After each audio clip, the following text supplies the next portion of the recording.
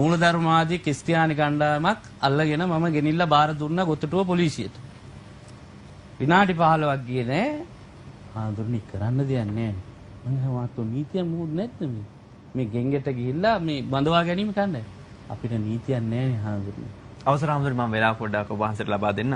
Police මාධ්‍ය ප්‍රකාශකතුමා ස්වාමීන් වහන්සේ අපේ නන්ද ස්වාමීන් වහන්සේ සඳහන් කරා ක්‍රියාත්මක වෙලා නැහැ පොලිසිය. ඒ වගේ දේවල් වලින් සද්ද නොකර ඉඳලා තියෙනවා. මේ වගේ දේවල් නීතිය ක්‍රියාත්මක වෙලා නැහැ කියලා එවැනි අත්අඩංගුවට. එවැනි දේවල් අල්ලගත්තම ඇත්තටම බැයිද? මොන වගේ දේවල්ද? මේ වගේ දැන් මූලධර්මවාදී සංවිධානයක යම් පිරිසක් හොයාගත්තම මේ අපේ ගෞරවනීය ස්වාමීන් වහන්සේ කිව්ව එක කාරණයක් තමයි අපේ මෙහෙම ප්‍රශ්නයක් තියෙනවා. ආණ්ඩුක්‍රම ව්‍යවස්ථාවේ 10 වෙනි ව්‍යවස්ථාවේ සඳහන් වෙනවා ලංකාවේ සෑම තැනැත්තෙකුටම Taman කැමති ආගමක්, ලබ්ධියක්, විශ්වාසයක් දැරීමේ නිදහස තියෙනවා.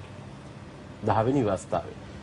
මේක ප්‍රේමලාල් පෙරේරා ඉදිරිව වික්‍රම වීරසූරිය කියන නඩුවේදී ලංකාවේ ශ්‍රේෂ්ඨාධිකරණය පුළුල් ලෙස අර්ථ නිරූපණය කරා මේ ආගම් අදහන්න තියෙන අයිතිය.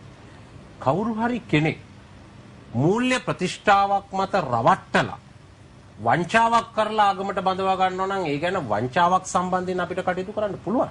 හැබැයි ඉතින් ඒ පුද්ගලයා තමන්ගේ කැමැත්තෙන් ආගමක් අදහා ගන්නවා නම් ඒක ලෝකේ එක අයිතීන් දෙකක් තියෙනවා කිසිම ආකාරයකට සීමා කරන්න බැරි.